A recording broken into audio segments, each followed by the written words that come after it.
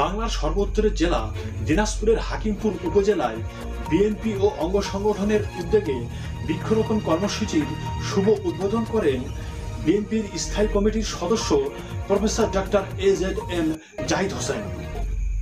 থাকছে বিস্তারিত।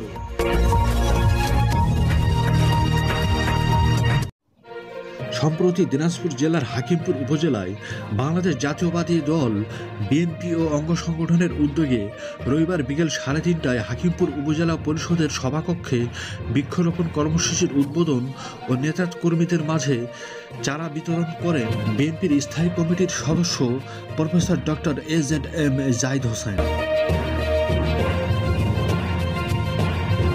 Agriculturist association of Bangladesh AB দিনাজপুরের সহযোগিতায় গাছ লাগান, পরিবেশ বাঁচান, পরিবেশের ভারসাম্য রক্ষায় বৃক্ষরোপণের বিকল্প নেই এমন স্লোগানে দিনাজপুর জেলার 6 আসনের হাকিমপুর, বিরামপুর, নবাবগঞ্জ ও ঘোড়াঘাট এই 4টি উপজেলায় 1 লাখ ফলজ ও বনজ রোপণের লক্ষ্যে এই বৃক্ষরোপণ কর্মসূচি পালিত হয়।